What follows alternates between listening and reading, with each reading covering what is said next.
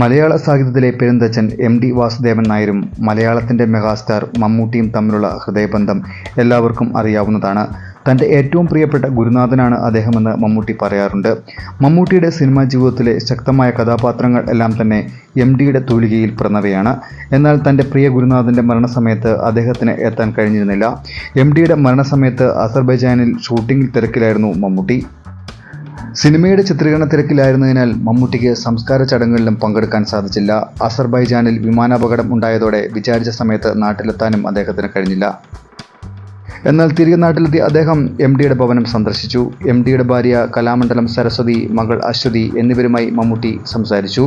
മറക്കാൻ പറ്റാത്തതുകൊണ്ടാണ് വന്നതെന്ന് അദ്ദേഹം പറഞ്ഞു. 10 മിനിറ്റോളം എം.ടിയുടെ കുടുംബാംഗങ്ങളോടൊപ്പം ചെലവഴിച്ച ശേഷമാണ് മമ്മൂട്ടി മടങ്ങിയത്.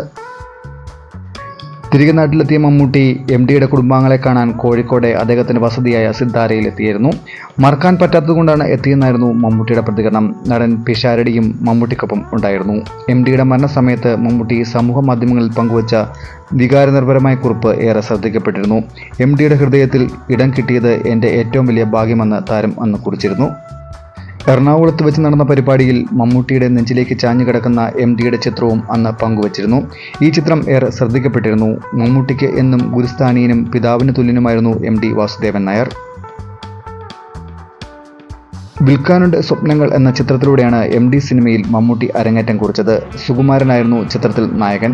എം.ടി. കഥയും തിരക്കഥയും സംഭാഷണവും ഒരുക്കിയ ഈ ചിത്രം സംവിധാനം ചെയ്തത് എം. ആസാദായിരുന്നു. മികച്ച തിരക്കഥാകൃത്തിനുള്ള സംസ്ഥാന സർക്കാരിൻ്റെ അവാർഡ് ഈ ചിത്രത്തിന് എം.ടിക്ക് ലഭിച്ചിട്ടുണ്ട്.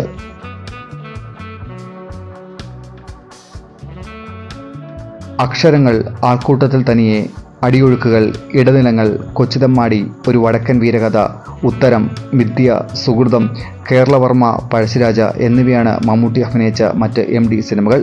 അടിയൊഴുക്കുകൾ, വടക്കൻ വീരകഥ എന്നിവയ്ക്ക് മമ്മൂട്ടിക്ക് മികച്ച നടനുള്ള സംസ്ഥാന അവാർഡ് ലഭിച്ചിട്ടുണ്ട്.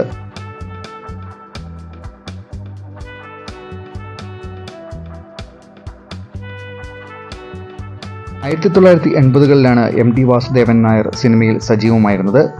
കന്യാകുമാരി, ഇടവഴിയിലെ പൂച്ച, മിണ്ടാപ്പൂച്ച, ഓപ്പോൾ, വിൽക്കാനുണ്ട് സ്വപ്നങ്ങൾ, വളർത്തുമൃഗങ്ങൾ, തൃഷ്ണ, വാരിക്കുഴി, വെള്ളം, ഉയരങ്ങളിൽ, അക്ഷരങ്ങൾ, ആരൂഢം, മഞ്ഞ്, ആൾക്കൂട്ടത്തിൽ തനിയെ, അടിയൊഴുക്കുകൾ, ഇടനിലങ്ങൾ, അനുബന്ധം, രംഗം, പഞ്ചാഗ്നി, നഖശതങ്ങൾ, അഭയം തേടി, എന്ന് സ്വന്തം ജാനകിക്കുട്ടി, അമൃതം ഗമയ, മിഥ്യ, ആരണ്യകം, താഴ്വാരം, ഋതുഭേദം, വേനൽ കിനാവുകൾ, വിത്തുകൾ, ഉത്തരം, മനോരഥങ്ങൾ തുടങ്ങിയവയാണ് എം.ടിയുടെ കയ്യൊപ്പ് കഴിഞ്ഞ ആ മലയാള ചിത്രങ്ങൾ.